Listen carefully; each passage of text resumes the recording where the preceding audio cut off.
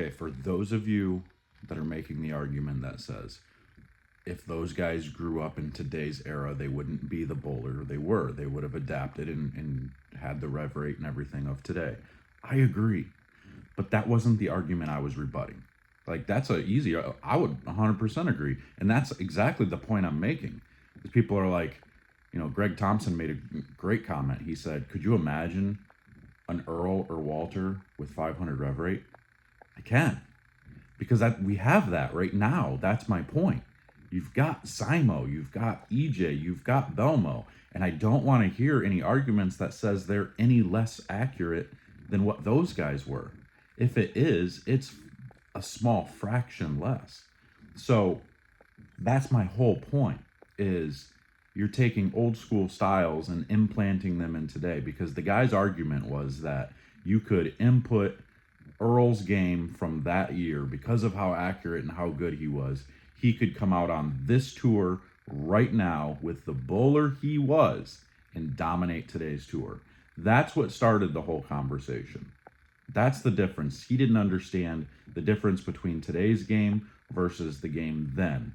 And that's what tumbled everything into this conversation. And there was a lot of people misunderstanding what I was saying. Nobody was taking anything away. I was never taking anything away from any of the greats back then. I was simply talking about the way the game was then versus the way the game is now. The styles of bowling then versus the styles now. And then I even had the conversation about how I understand the lane conditions forced you to play in certain ways, just like today. You're a product of your environment. The conditions force you to create these certain styles if you want to have success. That's why the power game is so important nowadays. And some people even made the comments that power bowlers struggled back then. Well, I think there was an awful lot of lack of knowledge, but I understand that the way the patterns were oiled, it forced you to play the lanes in a specific way. You can shut out power game today. If you want to oil the lanes in a certain way, you can shut out the power game. You can make it to where the power guys have very little success, where you have to be able to use really low rev rate and float it up the lane to the right. I get that 100%. And Earl was the best at it. Walter was the next best at it. Like, these guys were really, really good at doing that. Duke, Parker, these guys. And then as the lanes progressed and changed, those guys did amp up their rev rate. Like, they got their rev rate higher. And that's when Mark Roth came in and started having a little bit more success. And even then, the rev rates were, half of what they are today. Maybe not half, but a third of what they are today. So that's even more, actually. That's a bad number. Don't forget the fractions. It's early. I'm just making this clarification. You know what I'm saying. But anyway, so the whole argument was just simply about whether that style could come into today's game and have success. And I would have no doubt that there would be a couple of cuts made, maybe. You get on the shorter patterns and those guys would make cuts fine. But the way the patterns play, and it really frustrates me to hear all the arguments of people trying to use league bowling today versus league bowling then. Like, I will completely concede that league bowling is not what it used to be. League bowling today is way easier. The bowling balls and the lane patterns have gotten easier when it comes to league. But when it comes to the PBA, it's just a completely different animal. I won't go as far as to say that the lane patterns are harder today than they were then. But I will say that they get broken down in transition has become harder.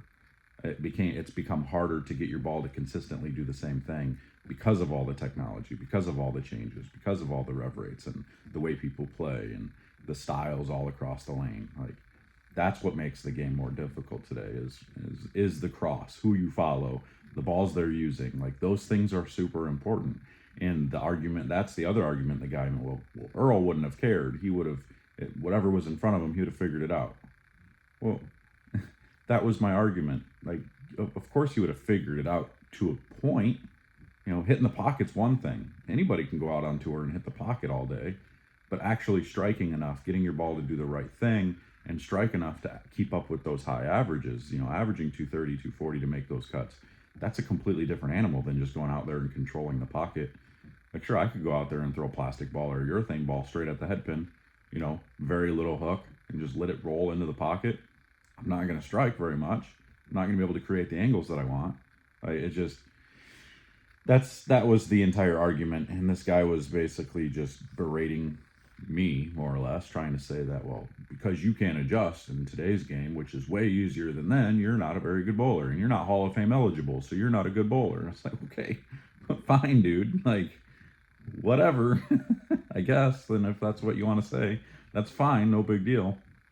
But anyway, that was the argument. So just so everybody's on the same page here, nobody's saying that those guys wouldn't come here and adapt in today's game and create rev rate and all that. Like, of course they would. If they grew up in our era, this is what it is. This is what's given to us, and this is what we have to create. So this is what we do, But and just like if we went there, we'd be taking rev rate out. We'd be trying to throw it as straight as possible because that's what the lane wants us to do. This game is all about doing what the lane wants you to do. But my argument was, people are looking at this like, could you imagine if there was an Earl or a Walter or a Duke or a Parker with 500 rev rate? We have all those today.